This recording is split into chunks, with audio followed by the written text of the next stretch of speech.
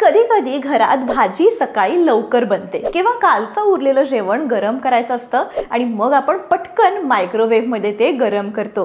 पण नेमकं तेवढ्यातच आईचा आपल्याला एक व्हॉट्सॲप फॉरवर्ड मेसेज येतो आणि आई आपल्याला कन्व्हिन्स करायचं ट्राय करते की अगं मायक्रोवेव्हमध्ये गरम केलं ना खाणं तर कॅन्सर होतो म्हणतात बरं का.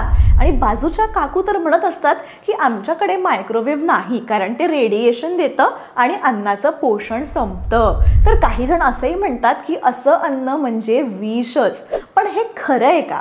मायक्रोवेव्ह वापरल्यामुळे कॅन्सर होतो का? आणि रोजचा वापर सुरक्षित आहे की नाही? न्यूट्रिएंट्स हरवतात का? आणि जर खरंच इतका धोका असता तर हे जे काही सगळी सिस्टीम आहे, सायंटिस्ट म्हणा, डॉक्टर म्हणा, संस्था आहेत का, हे या सगळ्याकडे दुर्लक्ष करतायत का? चला तर मग आज नवीन सिरीजला सुरुवात करूयात. समजुतींचं खापर फोडूया एपिसोड 1. आता थोडं सायंटिफिकली बघूया की मायक्रोवेव्ह काम कसं करतं. बघा, मायक्रोवेव्ह ही एक इलेक्ट्रोमॅग्नेटिक वेव्ह आहे, जसं की आपलं वायफाय, ब्लूटूथ, मोबाईल सिग्नल आणि सनलाईट सुद्धा. आता इलेक्ट्रोमॅग्नेटिक स्पेक्ट्रममध्ये एक वेव्ह असते. ओके, नॉन आयोनायझिंग कॅटेगरीमध्ये ही वेव्ह येते. म्हणजे त्यात इतकी ताकद नसते की ती आपल्या पेशींमधलं जे DNA आहे ते डॅमेज करू शकेल, एवढी ताकद नसते. जेव्हा आपण मायक्रोवेव्ह ओव्हनमध्ये अन्न ठेवतो तेव्हा त्या मशीनमधला मॅग्नेट्रॉन नावाचा एक पार्ट, जो की 2.45 गिगाहर्ट्झ फ्रिक्वेन्सी असते, मायक्रोवेव्ह रेडिएशनचं निर्माण करतो. हे खूप ऐकायला अवघड वाटत असेल, सोप्या भाषेत सांगते की आपल्या अन्नामध्ये ना भरपूर पाणी असतं. मायक्रोवेव्हच्या ज्या वेव्हज असतात त्या पाण्याच्या रेणूंना वेगाने हलवतात, लिटरली असं डान्स करायला लावतात. आणि या हालचालींमुळे फ्रिक्शन तयार होते आणि याच फ्रिक्शनमुळे काय होतं तर हीट. म्हणून आपलं अन्न या फ्रिक्शनमुळे गरम होतं, बाहेरून नाही तर आतून ते गरम होऊ लागतं. आता रेडिएशन म्हणजे कॅन्सर का? तर बघा, लोक घाबरतात कारण रेडिएशन शब्द ऐकल्यावर डोळ्यांसमोर आपल्या एकदम येतं एक्सरे, गॅमा रेज, चेर्नोबिल आणि ॲव्हेंजर्स मधलं हल्क ट्रान्सफॉर्मेशन सुद्धा.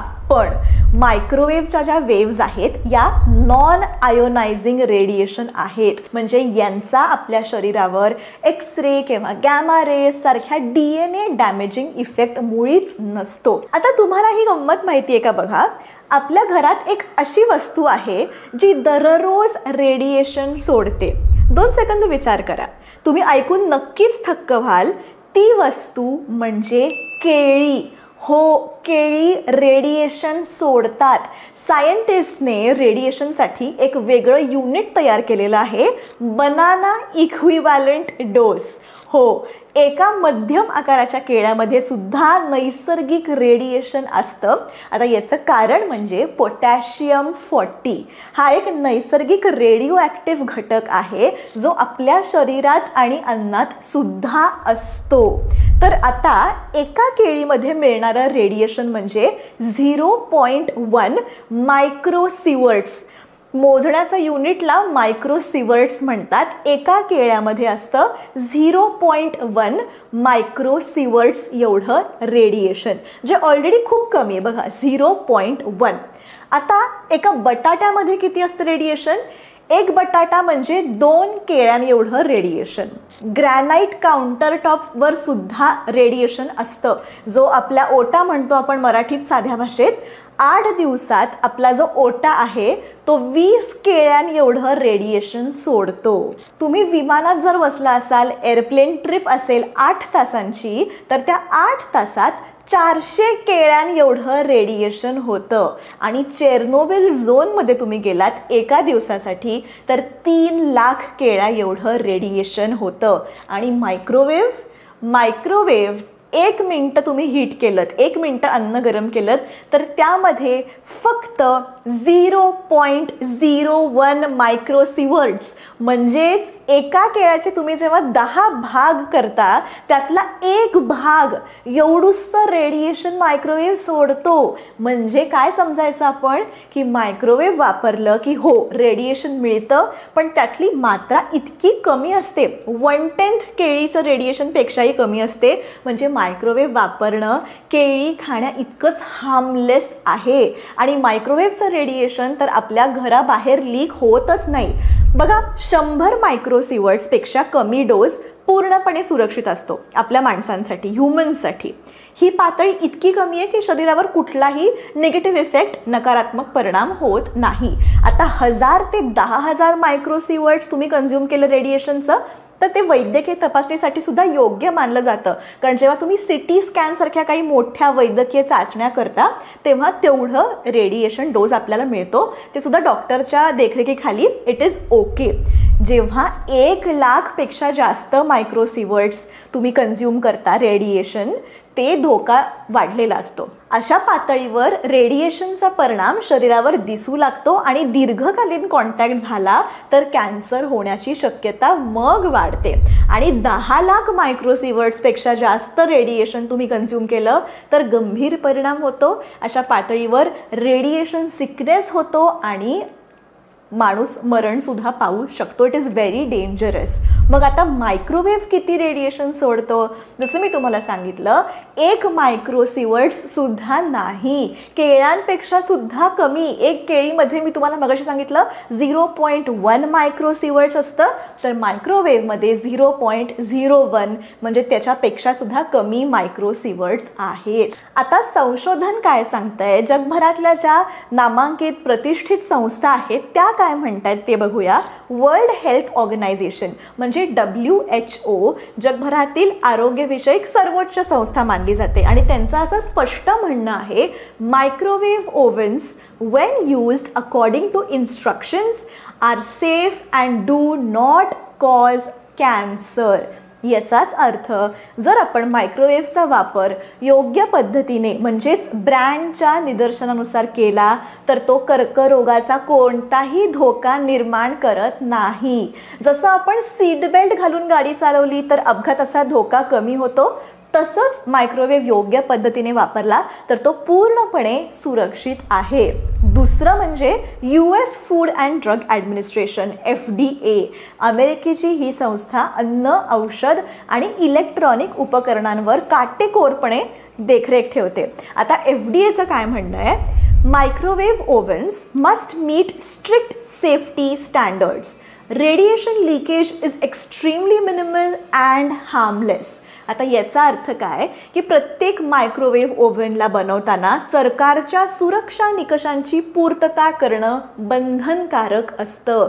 त्या यंत्रातून बाहेर येणारं रेडिएशन इतकं कमी आणि नियंत्रित असतं की ते आरोग्यावर काहीही परिणाम करत नाही. जसं आपल्या वायफाय राउटरकडून येणाऱ्या वेव्स आपल्याला त्रास देत नाहीत, तसंच मायक्रोवेव्हच्या रेडिएशनचा परिणामसुद्धा निग्लिजिबल असतो. तिसरं, हार्वर्ड मेडिकल स्कूल काय म्हणतंय? जगप्रसिद्ध आहे बघा हार्वर्ड मेडिकल स्कूल. त्यांनी अनेक फूड प्रिपरेशन टेक्निक्सवर कंपॅरेटिव्ह स्टडीज केल्या आहेत. त्यांचा काय निष्कर्ष आहे? Microwave cooking is actually one of the least likely methods to destroy nutrients in food as compared to boiling or frying. याचा अर्थ काय की मायक्रोवेव्हमध्ये शिजवलेलं अन्न उकळण्यापेक्षा किंवा तेलात तळण्यापेक्षा अधिक न्यूट्रिएंट्स रिटेन करतं. कारण मायक्रोवेव्ह कुकिंगमध्ये वेळ कमी लागतो आणि पाणी कमी इव्हॅपोरेट होतं. जसं की पालक गॅसवर तुम्ही बॉईल केला, उकळला, त्याचा रंग पण बदलतो आणि न्यूट्रिएंट्ससुद्धा कमी होतात, पोषण कमी होतं. पण हेच मायक्रोवेव्हमध्ये तुम्ही हलकंसं पालक गरम केलं तर न्यूट्रिएंट्स तसेच्या तसे राहतात, जात नाहीत. म्हणजेच सायंटिस्टने स्पष्ट केलं आहे की मायक्रोवेव्ह रेडिएशनमुळे कॅन्सर होत नाही. पण मग लोक का घाबरतात? सगळेजण असं का म्हणतात की नाही हार्मफुल आहे, मायक्रोवेव्हमुळे काहीतरी त्रास होतो, कॅन्सर होतो, रेडिएशन होतं? खरं तर लोकांचं घाबरणं पूर्ण चुकीचं नाही आहे. कारण काय? कारण मायक्रोवेव्ह वापरताना काही सवयी खरंच धोकादायक ठरू शकतात. ते कसं? काही प्लास्टिक कंटेनर्स गरम झाल्यावर BPA म्हणजे बिस्फेनॉल A पेथॅलेटिस, कदाचित उच्चार माझा चुकला असेल, पण BPA सारखी कॅन्सरकारक रसायनं अन्नात मिसळू शकतात.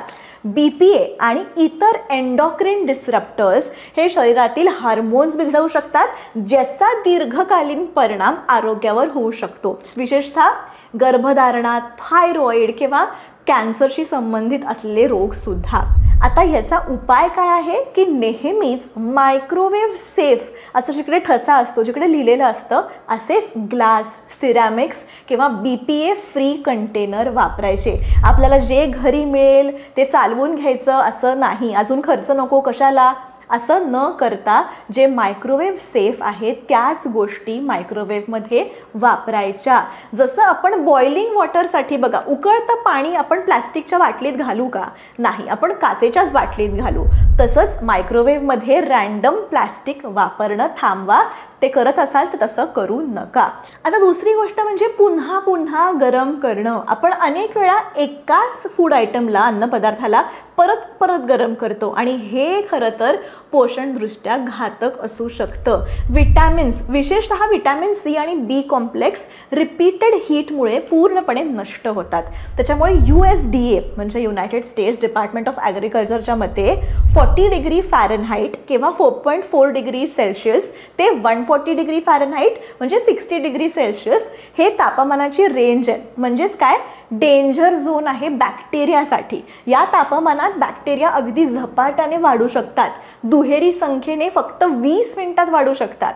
सॅल्मोनेला किंवा ई कोली नावाचे हे बॅक्टेरिया आहेत, ते वाढू शकतात जर तुम्ही परत परत अन्न गरम केलं आणि व्यवस्थित टेम्परेचरवर गरम नाही केलं तर.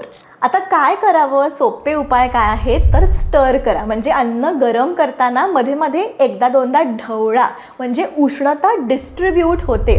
दुसरी गोष्ट म्हणजे कव्हर करा. मायक्रोवेव्हमध्ये तुम्ही गरम करत असाल तर अन्न झाकून गरम तुम्ही केलं तर वाफ तयार होते आणि अन्न एकसारखं गरम होतं. तिसरी गोष्ट, रेस्टिंग टाईम द्या थोडंसं. मायक्रोवेव्ह तुम्ही बंद केल्यावर 1 मिनिट जरा थांबा. त्या वेळेत अन्नाचं कोर टेम्परेचर वाढतं, सो थोडा रेस्ट करू द्या त्याला. मायक्रोवेव्ह स्वतः बॅक्टेरिया निर्माण करत नाही, पण जर आपण अन्न अर्धवट गरम केलं तर ते बॅक्टेरियांसाठी मस्त एक पार्टीचं ग्राउंड ठरू शकतं. आता अन्नाचं पोषण खरंच कमी होतं का याच्यावर पण बोलूया. लोक काय म्हणतात की मायक्रोवेव्हमध्ये अन्न गरम केलं की सगळं पोषण शून्य होतं, ओके, नष्ट होऊन जातं. हे म्हणजे पिझ्झावरून चीज काढून खाण्यासारखं आहे. पण हे सत्य आहे का? विज्ञान काय सांगतंय की हो, काही न्यूट्रिएंट्स म्हणजे विटॅमिन C आणि B विटॅमिन्स उष्णतेमुळे कमी होतात. पण ही गोष्ट मायक्रोवेव्हच्या पुरती सीमित नाही आहे, मायक्रोवेव्ह पुरती मर्यादित नाही आहे. तुम्ही उकळा, तळा, ग्रिल करा, म्हणजे बॉइलिंग, फ्राईंग किंवा ग्रिलिंग करताना सुद्धाही तेच होतं. सुरक्षित आता तुम्ही वापरायचं असेल ना मायक्रोवेव्ह, तर परत एकदा सांगते, एकतर मायक्रोवेव्ह सेफ कंटेनर वापरा. सामान्य प्लास्टिक किंवा धातू वापरला तर अन्न गरम होण्याआधीच मायक्रोवेव्ह तुमच्यावरच उडेल. ग्लास, सिरॅमिक, BPA प्लास्टिक वापरा. दुसरी गोष्ट, सीलबंद डबे फोडून तुम्ही यूज करा. सीलबंद डबे डायरेक्ट ठेवायचे नाही, त्यात प्रेशर तयार होतं, मस्त तंदुरी धमाका होईल तुमच्या मायक्रोवेव्हमध्ये. सो झाकण किंचित उघडं ठेवा आणि मग गरम करा. अन्न नीट गरम झालंय का ते सुद्धा तपासा. मायक्रोवेव्हमध्ये काही भाग गरम होतो आणि काही भाग एकदम थंड राहतो, तर तसं न करता ढवळून घ्या आणि मग तपासा. आणि अन्न पुन्हा पुन्हा गरम करू नका. रिप्ले मोड टाळा. न्यूट्रिएंट्स कारण हार मानतात. एकदाच छानपैकी नीट गरम करा आणि मस्त फिनिश करा, ताव मारा. आता मशीन स्वच्छ ठेवणं पण महत्त्वाचं आहे. मायक्रोवेव्हचा दरवाजा नीट बंद होतोय का, आत झुरळ पार्टी तर सुरू नाहीये ना, हे बघा. Regular cleaning is not optional, it is essential.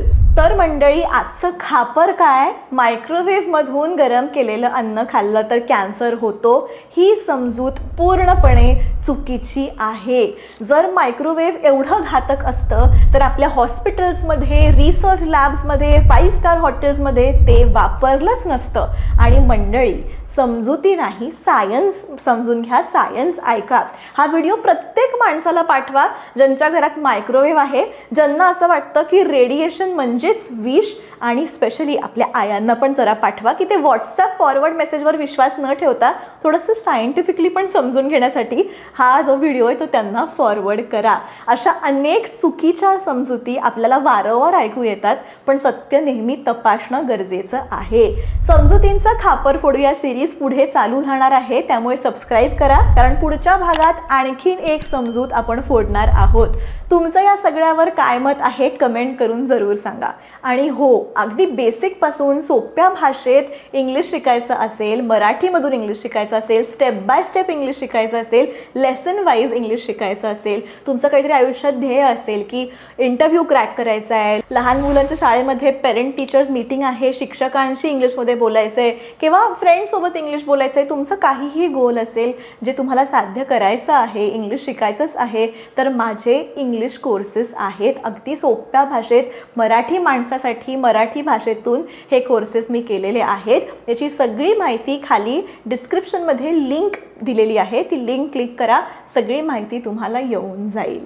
भेटूया पुढच्या व्हिडिओमध्ये. तोपर्यंत नमस्कार.